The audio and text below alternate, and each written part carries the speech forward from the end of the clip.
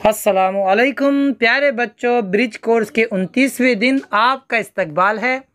चलिए देखते हैं आज की सरगर्मी। सलाहियत, तस्वुरात, नज़्म व नस्र में फ़र्क। प्यारे बच्चों, आज हम देखेंगे नज़्म व नस्र में फ़र्क। प्यारे बच्चों, आज हम देखेंगे नज़्म और नस्र में क्या फ़र्क होता है।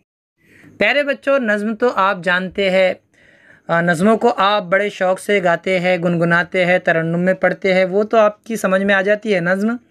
लेकिन नस्र से आप वाकिफ़ नहीं हैं, हालांकि नस्र भी आप पढ़ते हैं। नस्र क्या है? नस्र जितने भी अज़बाक होते हैं प्यारे बच्चों, जिन्हें आप सबक कहते हैं, वो नस्र होती है। आम तौर पर हमारी गलती क्या होती है, हम नस्र को तो सबक कहते हैं लेकिन नज़्म को सबक नहीं कहते हैं। ये हमारी बहुत बड़ी गलती है। अक्सर असातिज़ा से भी ये गलती होती है, वो नस्र को तो सबक कहते हैं लेकिन नज़्म को सबक नहीं कहते। तो प्यारे बच्चों, नस्र जो होती है ना, उसमें अफ़साने लिखे जाते हैं, दास्तान होती है, नावल लिखा जाता है, उसमें इंशा या फिर सफ़रनामा, ड्रामा। ये क्या होता है, अपने मुकाल में पढ़े होंगे, मुकाल में भी क्या होते हैं, नस्र में होते हैं। नस्र में क्या होते हैं, जुमले लिखे जाते हैं, पैराग्राफ होता है नस्र में। और नज़्म में क्या होता है, नज़्म में अशार होते हैं, शेर होते हैं, काफ़िया होता है, रदीफ़ होते हैं। कुछ नज़्में आज़ाद भी होती है जो रदीफ़ काफ़िए की पाबंद नहीं होती है, लेकिन अक्सर व बेशतर जितनी भी नज़्में होती है उनमें काफ़िया और रदीफ़ होते हैं। तो प्यारे बच्चों, यहाँ पर एक बात समझ लीजिए, नज़्म भी सबक है और नस्र भी सबक है। देखिए यहाँ पर नस्र का नमूना दिया गया है। अमजद बीमार है, आपने सबक पढ़ा है ना, आप इसे तो सबक कहते हैं नस्र को, लेकिन नज़्म को सबक नहीं कहते हैं। चलिए पढ़ते हैं हम। अमजद बीमार है, आपने सुना होगा। सुबह का वक्त है, सर्द हवा चल रही है, अमजद बीमार है, वो गर्म शाल ओढ़े हुए है, उसका जिस्म बुखार से तप रहा है, उसके पूरे जिस्म में दर्द है। ये है बच्चों नस्र का एक नमूना, इसे कहते हैं नस्र। और देखिए सामने नज़्म है, हम आपको नज़्म तरन्नुम से पढ़कर सुनाते हैं। सुनिए नज़्म।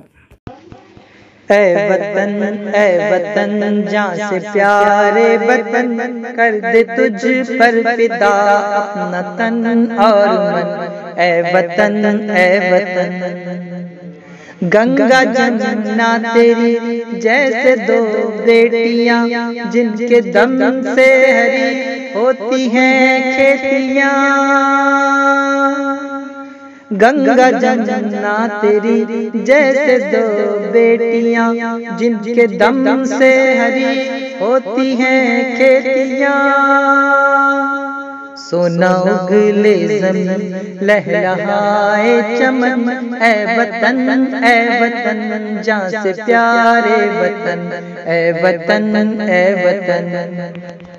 प्यारे बच्चों, आपने नज़्म सुनी। चलिए आगे देखते हैं।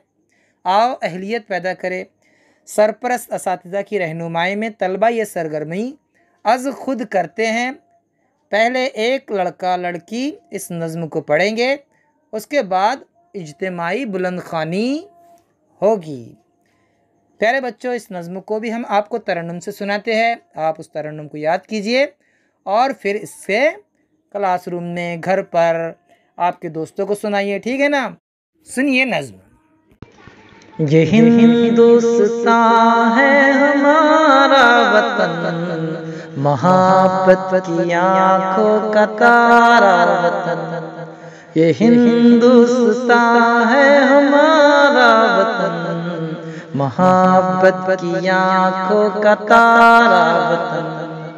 हमारा वतन दिल से प्यारा वतन, हमारा वतन दिल से प्यारा वतन।